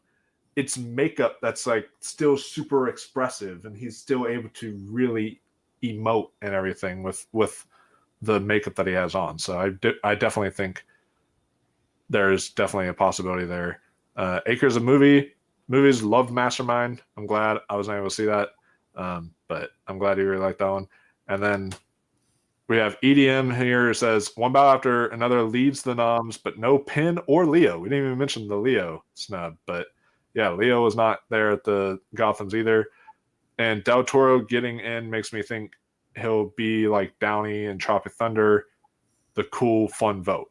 Yeah, I guess I think so. He definitely has like the scene that you remember coming out of one battle after another. So I think that definitely helps there. And like out of all the Halloween costumes this year, everyone was just either Sensei or they were Leonardo DiCaprio. And those were like the two Halloween costumes I saw this year from people. So that definitely is a possibility. Now, Leo, it's going to be interesting because I have Leo in my 5 for actor at the Oscars, but Leo also recently has been missing. Like he missed for Killers of Flower Moon. He's missed for other places. Like, is there a possibility where he just misses the Oscar for one battle after another? We'll have to see. Then he also says Stellan is borderline lead. He's more lead than Coleman in The Favorite. So I guess that does kind of. Yeah, but we see, not to interrupt you, but we see it every year. Oh, a lead gets into supporting. They are saying the lead of that movie, they're campaigning it this way, is Renee Rensva. So, and he's supporting to her. And then also Elle Fanning is supporting. So don't bite the messenger. Yeah, they do that every year because it's the same situation with like Zoe Saldana or like with Robert Downey Jr., stuff like that, where it's like Zoe Saldana, it's like that is how is that a supporting performance, so it definitely makes sense. And then Tona for Spider-Woman could win, powerful performance, and he's campaigning, great at Q&A, and he cries and everything. Nice. Yeah, again, I've not seen Kiss of the Spider-Woman, but there is a possibility that could happen. I mean, I think it's definitely between Chase Infinity and him. I have Chase Infinity out front winning, but I think he's like second place there because from what I'm hearing, he is campaigning. He is trying to get in there, but there's some people I've been seeing trying to put him into supporting actor at the actual Oscars, and I'm just like, no, get out of there. Like that's not happening. But in terms of Gotham's, maybe something like that could happen. Now, when it comes to our best picture predictions, guys, we are doing a best picture update, just telling you guys, how we're gonna do this is just I'm just gonna run it, by Dan. He's gonna give me his 10, and then and then I'll give my 10, and then we'll just kind of like discourse with each other on kind of why we have them at what spots and such and all that. So without further ado, I will let you go first this time. What are your 10 that you have for best picture at the Oscars? All right, so my number one as of right now is One Battle After Another. This to me, this is the front runner. I mean, it's look, and you can at me whatever you want to do. I've been doing this a long time. I've been watching the Oscar a long time, and I've been a pundit a long time. And Michael can corroborate this. The Oscars are a popularity contest. When they deem it's your turn, it's your turn. It was Sean Baker's turn last year. It was Christopher Nolan's turn a couple years ago. It's your turn. It's your turn. And I feel strongly, I felt this way in March. I don't know why I felt this way back in March in my early predictions. I just felt it was Paul Thomas Anderson's turn. Go back and look at the amount of nominations this guy has gotten over the years for his movies, whether it's screenplay, director, or best picture. He's been nominated so many times. They absolutely love this guy. That movie is clearly the front runner to me right now. And I think he could possibly win 3 Oscars himself, Paul Thomas Anderson. So I got that at number 1. Number 2, do you have One Battle After Another in your list? You want to do it like yeah. that? So yeah, my list. I also at number 1. So that's kind of what I have for the same reasons as well. One Battle After Another. To me, I just think it's the movie of the moment, especially with like what it deals with politically, because that's another thing too. The Oscars are always political, and One Battle After Another definitely feels like a mirror up to our modern world. So, oh yeah, absolutely. So because of that, I think that's going to really help boost its chances. And there's other ones that are outside the bubble for me that like No Other Choice, that you could also argue when it's your turn kind of deal. But I feel like that's going to be more like in international. It's going to be like, well, it's or in like adapted screenplays. Like they could give Park Chan-wook the win there. This is like it's your turn there. But when it comes to all the other categories, Paul Thomas Anderson is like eligible for. I think that he's going to basically run away with it, like Sean Baker did, for sure. All right, so my next one is Hamnet. Look, anybody I've talked to, anybody that has seen this movie, anybody that I've heard talk about this movie are absolutely wrecked, which I was wrecked when I was watching this movie. When I got out of this movie, I was wrecked. It wrecked me. And when a movie wrecks you, you have to notice it. And the 2 performances mainly, Jesse Buckley and Paul Mescal, are absolutely incredible. The Academy loves Shakespeare.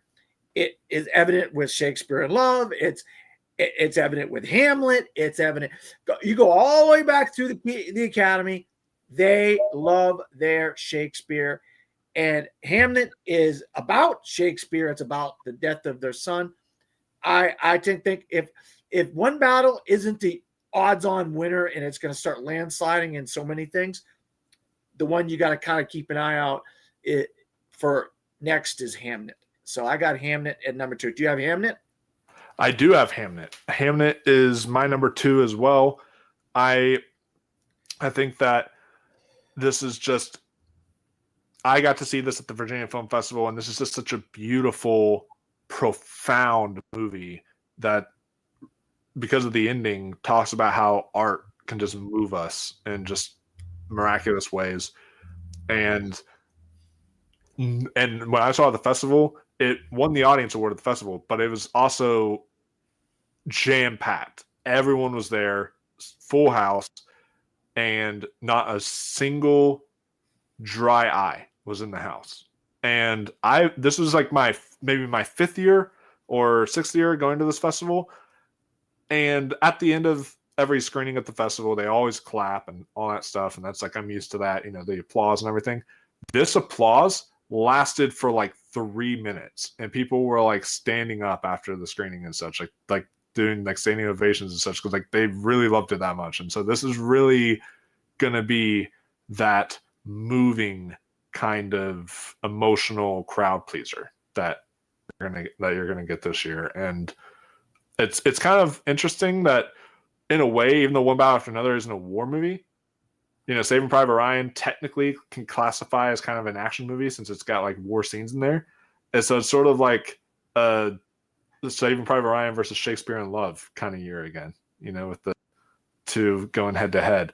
And I'm excited to see where it goes. But yeah, I think definitely those are the top two locks for sure. Yeah. All right. So I got Wicked for Good at number 3. You just can't, especially we let you hear the audio of Christian Harloff. If you don't know who Christian Harloff, he's been a film critic for over 20 years. I've been following him for that just equally as that long. This is the real deal. Once again, you just cannot count out Wicked for Good. It's Universal's horse in the race. Their marketing campaign has been ranching up with makeup and food and you name it, all kinds of stuff. They're really going full bore into this. And just if I just go off of one person's, it's already looking like it's a lock to be in Best Picture, possibly Best Director, Best Actress, Best Supporting Actress, a lot of the texts. So you just can't not have Wicked for Good in your 10. I haven't seen it. I won't see it till Tuesday, but I think it's a no-brainer to be in here. I'd be shocked if it doesn't make the 10. Oh yeah, you'll definitely have to let me know what you think of it on Tuesday. I actually have Wicked at my number 4 slot, so still pretty high. But yeah, I think it's but Wicked, I think it is definitely a top 5 contender for sure because I have Ariana Grande winning supporting actress, and if she's going to be winning this year, then I know everyone was like, "Oh, she's going to be," didn't we all say that last year? But last year, Zoe Saldana just was like too strong, and she was just not able to pull it off. And it was another musical win for Zoe Saldana. Musicals do win supporting acting categories a lot, or other acting categories. So because there's really no other musical person competing with Ariana Grande this year, I do think she's going to win. And I hear she's even better in this one than she is in the first one. So because of that, I still have it really high up in Best Picture. But my number 3 though that I had was Just an Accident. I actually have that all the way up at number 3 because I think that's going to be the film that, in terms of international film, I think it's going to be the strongest in terms of the Oscars. But also, there's just a narrative there of the fact that Jafar Panahi could even make this movie with all the troubles that was happening behind the scenes. Like, go read up on it. Like, there's stuff of like, he had to serve time in prison in his country because of trying to make art that questioned his government and everything. And just because of that, he basically had to serve time in prison. And so there's this whole narrative there behind Jafar Panahi. And this movie is coming out at just the right time. And this is another movie that really politically is almost like a mirror to society. So I think that it definitely helps. And when this movie ends, you are just left in awe. Like, I'm not going to spoil what the ending is, but the ending sticks with you. And the ending is the thing that like people are going to walk away from with this movie. So I think that it was just an accident because it could win international feature. It could possibly win another category. I think picture is very strong. I think it's definitely a strong top 3, top 5 contender. Yeah, I don't have It Was Just an Accident on my list because I haven't seen it, and it was just because I had other priorities as far as when I had a chance to see it. I actually screwed up with my scheduling and I missed it in my schedule. But I do have a screener and I'm going to watch it soon. So maybe I'll kick something else off and put that on my list. But yeah, I don't have that on my list right now. I did the same thing though with Sentimental Value real quick. I did the same thing where I was like supposed to go see that at like a screening and I like messed up scheduling wise or something with something else. And I was just like, oh shoot. So I I missed out on seeing sentimental value early when I could have. Yeah. So my number 4 is Marty Supreme. I will be seeing this on the 24th of November. I cannot wait. This is obviously on the heels of the Safdie brothers, which are auteur directors. One of the Safdies is Josh Safdie, a biopic, a sports movie, and it's got the heavyweight of Timothy Chalamet with the overdue narrative of him winning Best Actor. So I just feel like it checks off a lot of boxes for a Best Picture contender. And I think right now with some things dropping off for A24 in the Best Picture category, not in other categories, but in the best, I think this is their best shot at getting something in Best Picture. So for A24, I got Marty Supreme in there. And I have Marty Supreme on my list as well. I have it at number 5, actually. Oh, okay. So he just rounded out my top 5 there. Yeah, Marty good. Supreme. Marty Supreme is a film. I think it's just very. I think it's going to be very strong because of the Timothy Chalamet momentum there. I'm not one of those people who think that it is like immediately a lock that Timothy Chalamet is automatically going to win, knowing that Wagner Moura exists and knowing that that could potentially sneak in a win if he wins like Globe and like BAFTA and maybe other stuff. I could see that happening. So I'm not ready to say Timothy Chalamet is a lot to win yet, but from everything I'm hearing he is exceptional, and he is definitely in the top 2 conversation there this year for just like it was last year. It was in the top 2 conversation. He's definitely in the top 2 conversation this year for Marty Supreme, and I think that definitely helps. And I think it's going to be getting a lot of categories. Like we could see it in editing, we could see it in director possibly, and screenplay. So, and supporting actress. So there's going to be a lot of different categories that sneaks in there too. So that's why I have it at my number 5 slot. All right, so that would lead me to my number 5, and this is my neon pick, and that is Sentimental Value. That movie was a full, 180-degree movie from beginning to end. It ended in the perfect way. It has got great performances across the board. Stellan Skarsgård, Renee Rensselaer, Joachim Trier. Worst person in the world a couple of years ago. The guy is a great director. He's a great actor's director. He's, I don't know what more I can say. I just absolutely, this is going to be in my top 10 films of the year. I probably have said a couple of these that are in my top 10 films of the year, my personal list. But Sentimental Value, it just ended in the perfect way. You really get movies where they're like half a movie or 3/4 and then they don't know how to end. This movie ended in the most amazing, incredible way possible. And I think it just brings the whole movie full circle. And that's why it got such praise out of the Cannes Film Festival. I got Sentimental Value at number 5. Man, we are just racking them on down for me because that was my number 6. So we're just like going down in that order there. You got 2 neon in your list. You have 2 neon. This is the first time.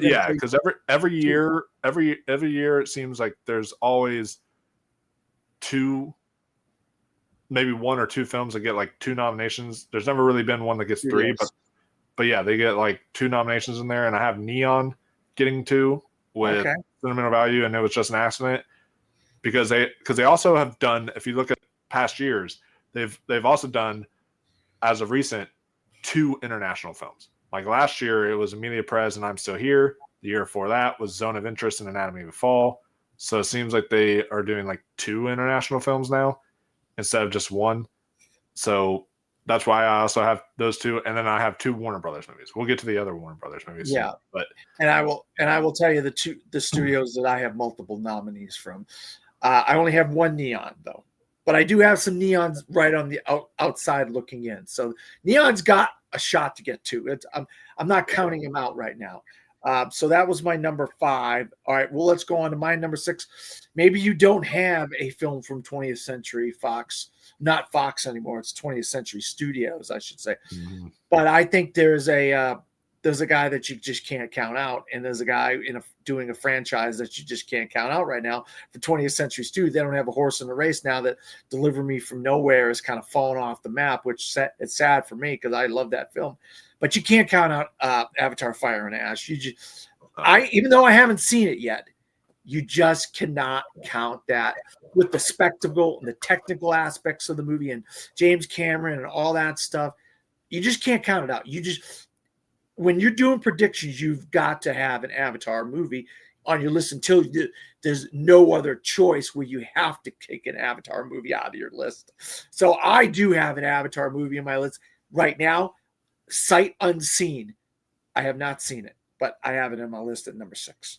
Well, I also have learned to never bet against Cameron. All right. Because Cameron will always get in. People were doubters of Way of Water. They were like, oh, this is not going to be nearly as strong as the first Avatar, guys. It's not going to get in for Best Picture. Then they saw the reviews and they had like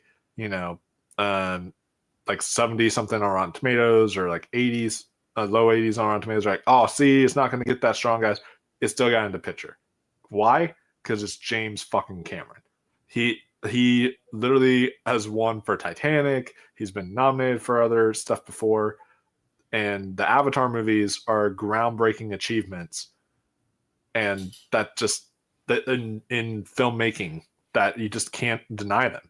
And it also helps that right now there's a TV series out on Disney Plus called Fire and Water, the making of the Avatar films. Yep. And it's amazing. And, I already seen it. It's amazing. Oh man, yeah. I haven't started watching it yet, but I'm about to start it very soon.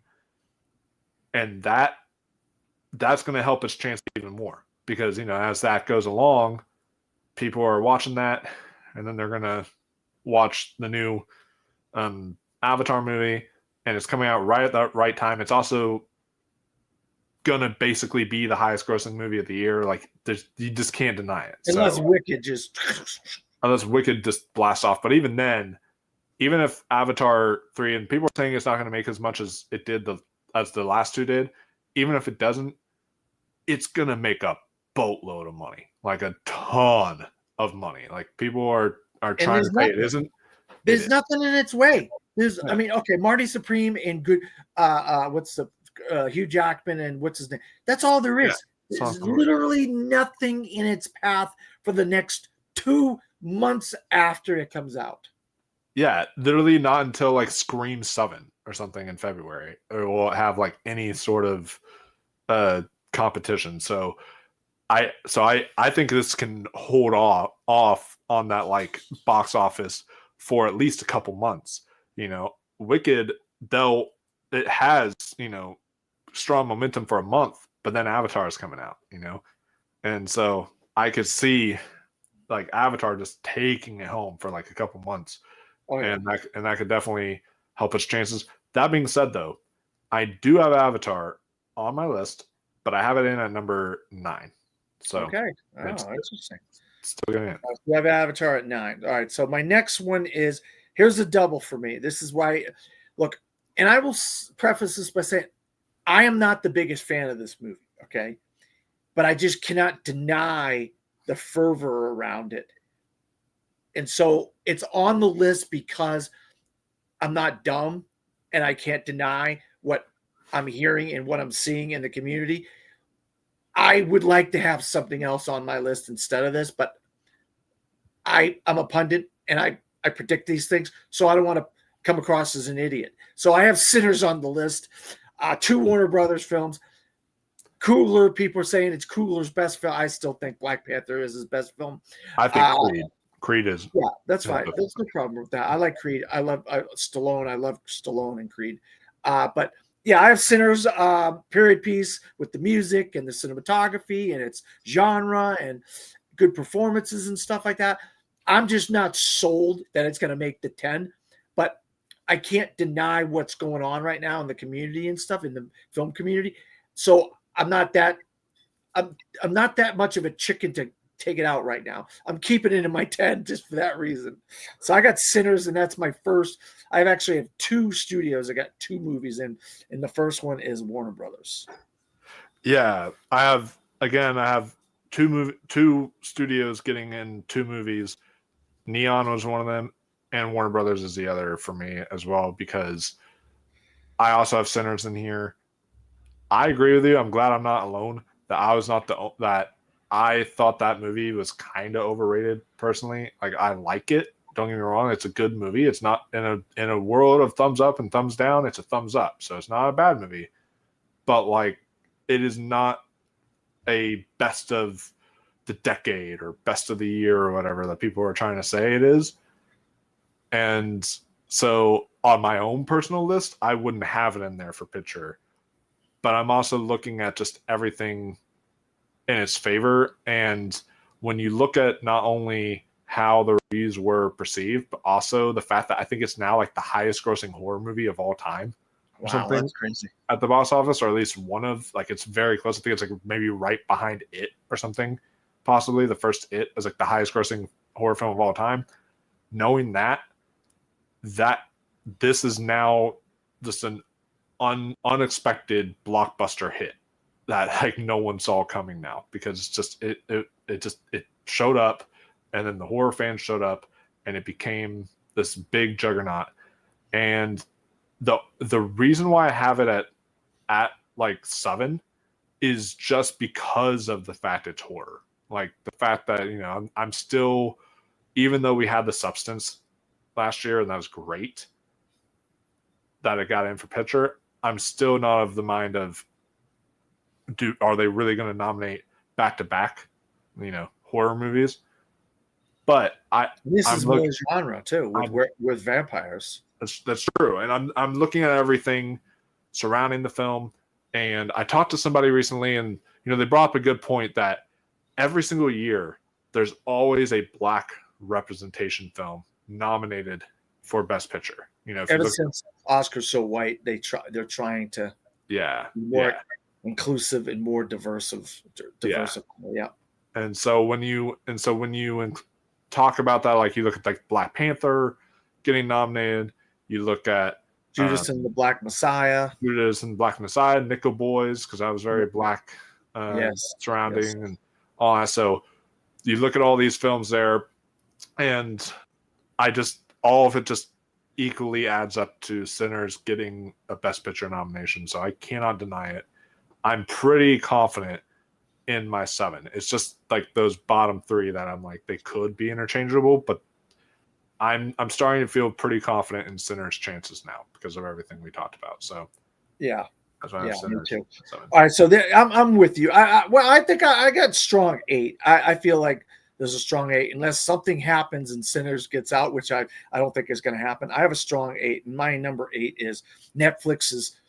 I actually have 2 Netflix movies in here. That's my other studio that I have 2. You have Neon, and I have Netflix with 2. I think Guillermo del Toro, he is like a force of nature now. I mean, the guy doesn't make bad movies. I'm not the biggest fan of Crimson Peak or whatever, but it's not a bad movie. It's not a horrible movie. It's not a great movie, but it's not. But lately, the guy's been making great movies with Shape of Water, Pinocchio, and now Frankenstein. It's like he's had 3 bangers in a row. And I mean, it's technically horror, but it's period also, and it's kind of a gothic love story, if you will. I don't know what you want to call Frankenstein, but it's 2 movies in one as well, by the way, if you haven't seen it out there. It's 2 movies in one. I love this movie. I absolutely think this movie's phenomenal. It's going to get all kinds of techs, all kinds of tech awards. It could get a Lordy in supporting actor. I mean, you just can't count out Oscar Isaac and Best Actor. I mean, you might knock him out because it is a pretty stacked list of people for Best Actor. But I think right now Jacob Elordi could get in for Best Supporting Actor. But I mean, if you're telling me all those techs and Elordi and maybe even like a director, how do you not put Frankenstein in picture? So that's my math on that. that's my math on that. So I got Frankenstein in my 8th spot.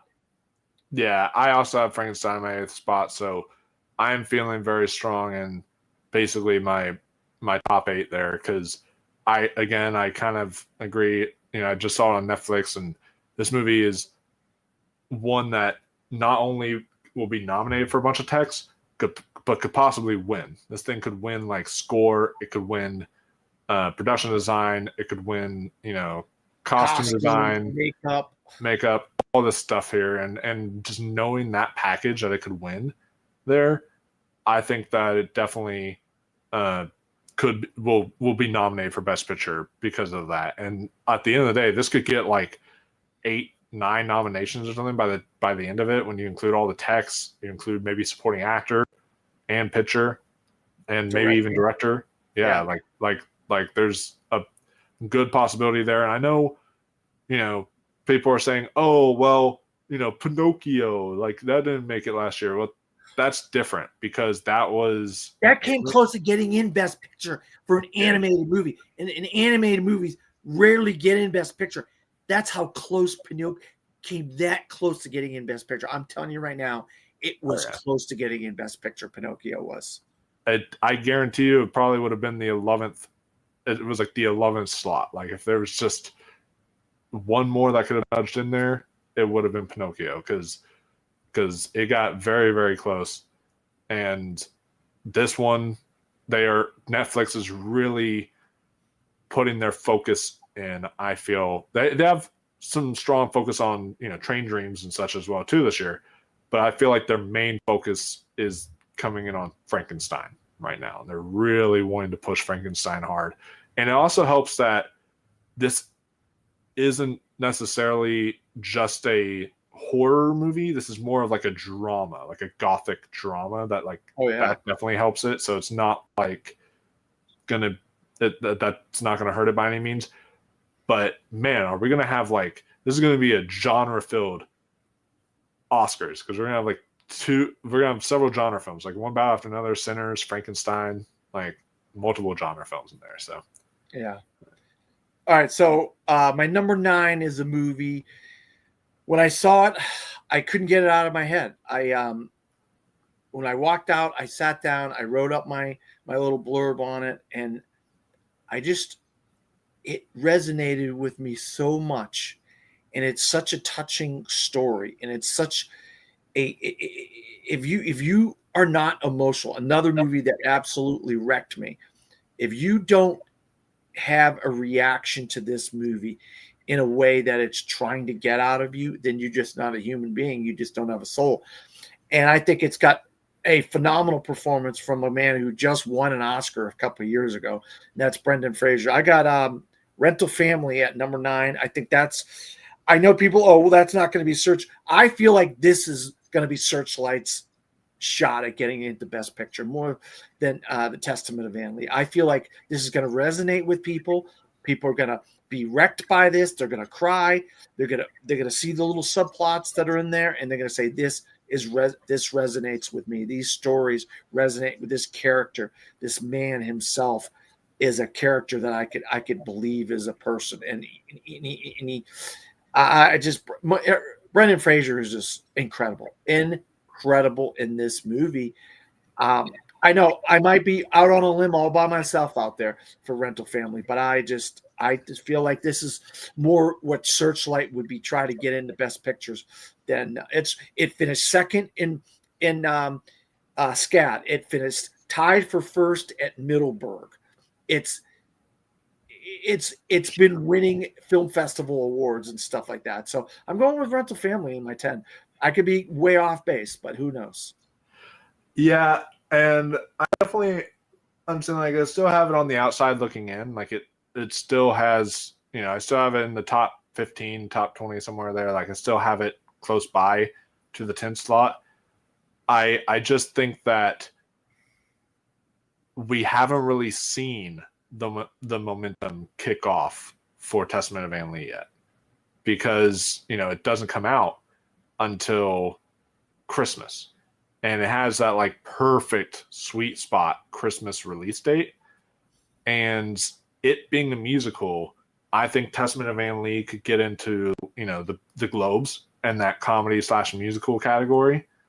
I think it could definitely get in there. I think that, Searchlight is going to push Amanda Seyfried really hard.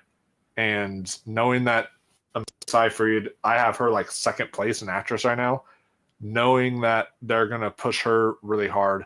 Brendan Fraser, that category is so strong this year. There's a chance that he may not even get into actor. And you could get 5 other people ahead of him.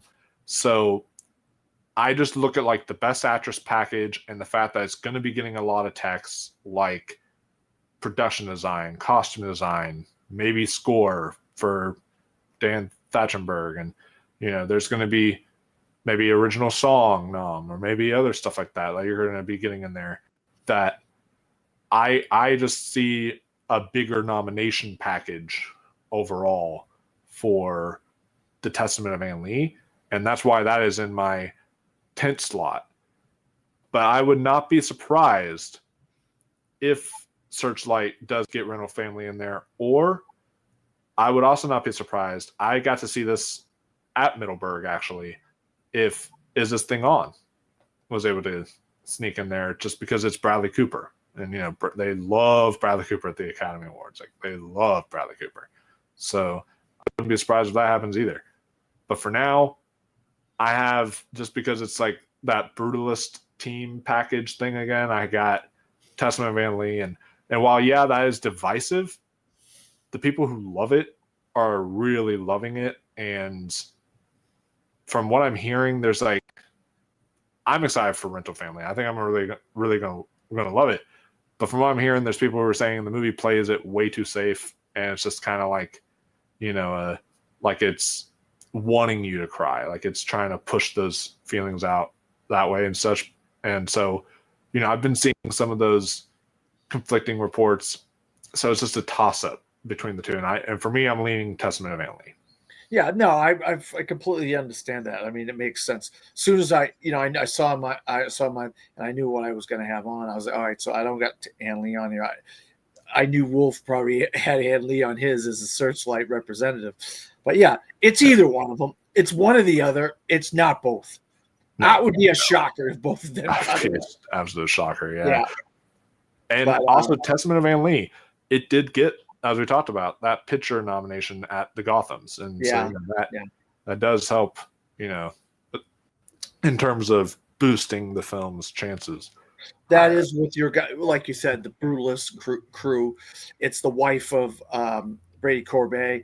It's his wife. And, they both was working on this to get both of these films together. So it's that whole Brady Corbet connection with his wife, Mona Fastbold. So we know that it does have that connection. So I agree with you there. It does have a little bit of a lineage or something going for it, but with Amanda Seyfried, like you said. But my number 10 is my second Netflix movie. Like I said, I had 2 Warner Brothers and 2 Netflix. And I got Train Dreams sneaking in. Another movie that just absolutely affected me when I saw it. And a main character that I was just like blown away by with Joel Edgerton.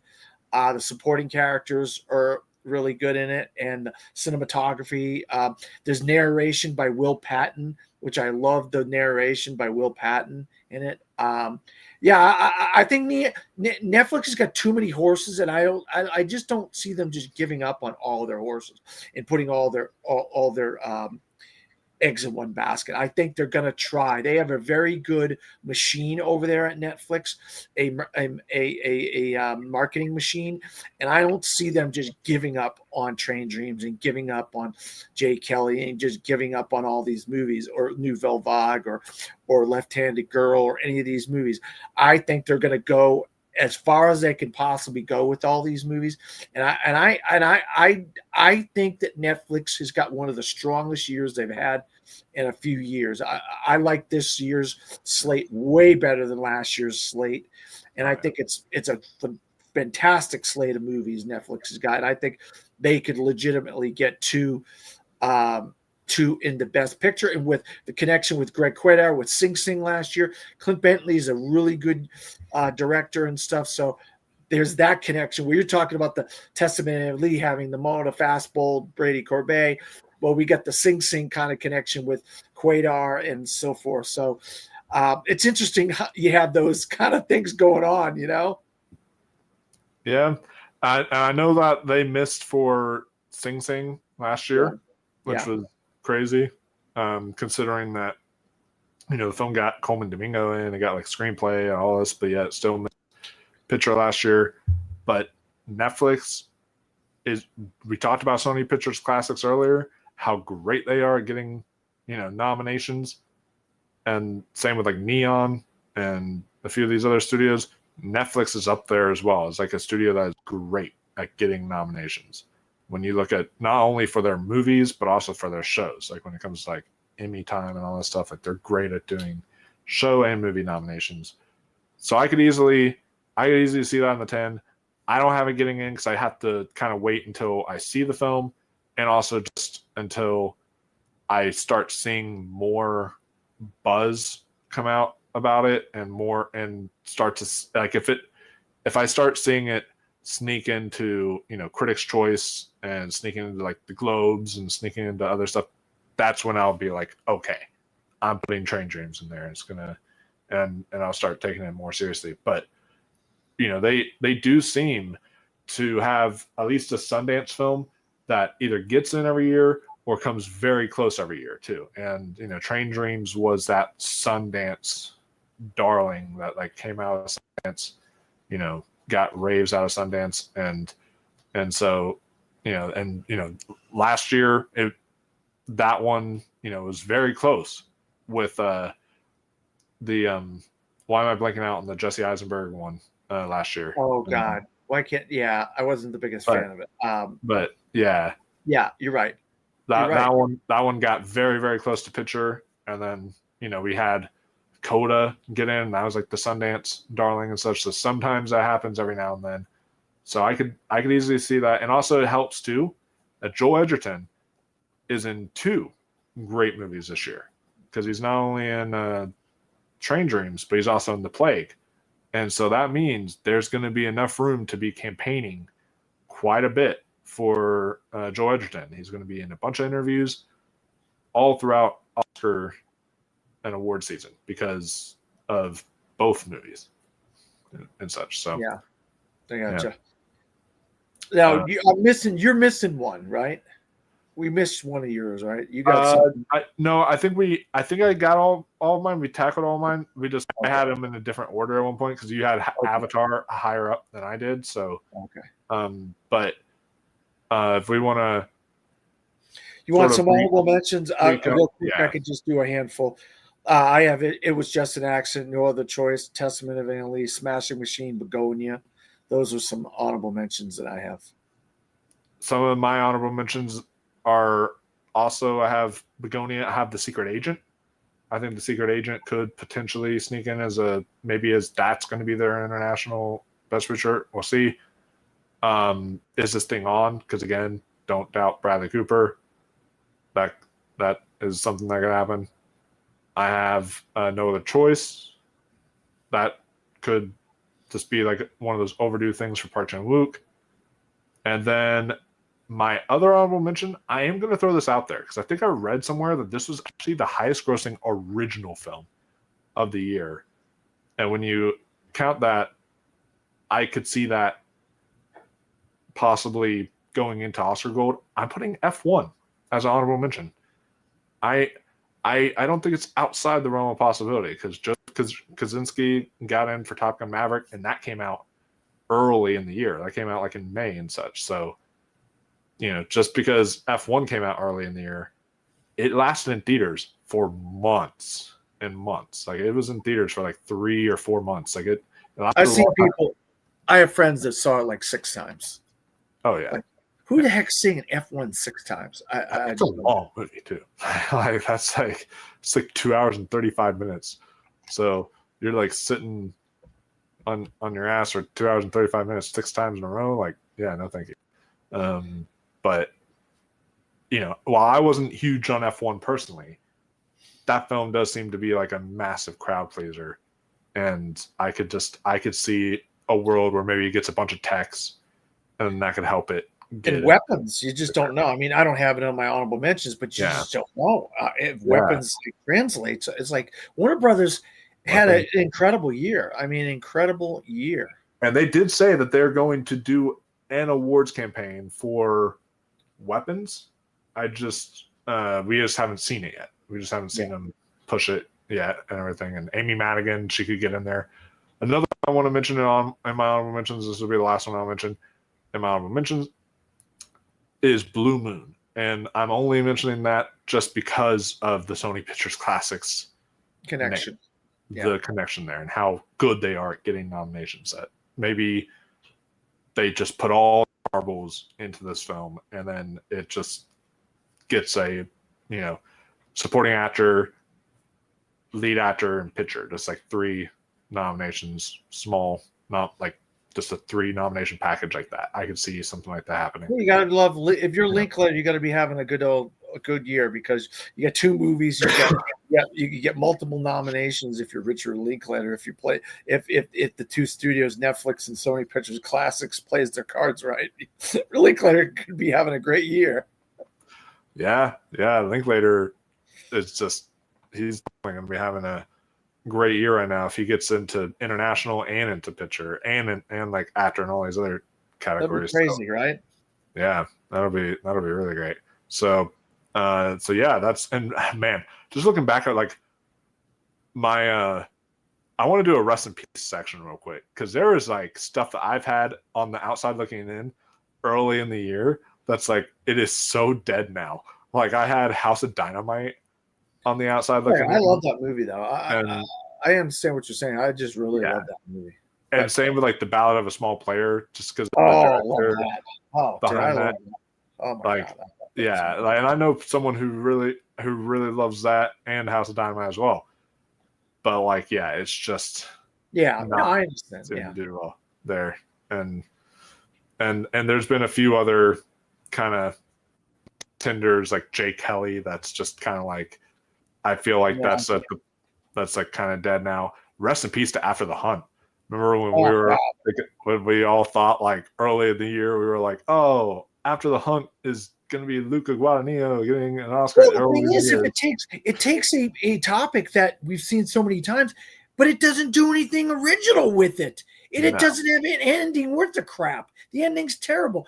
It's like this could have been really something, but so many directors and writers, they don't know how to end these movies. They just don't know how to give them a great ending. That's why I love Sentimental Value so much. The ending's incredible. It like brings the whole movie full circle, Yeah, just like the ending with It Was Just an Accident. It brings it all completely full circle, and it just really is an excellent ending. So, yeah, recapping my 10 real quick. I've got One Battle After Another, Hamnet, It Was Just an Accident, Wicked for Good, Marty Supreme, Sentimental Value, Sinners, Frankenstein, Avatar: Fire and Ash, and The Testament of Anne Lee.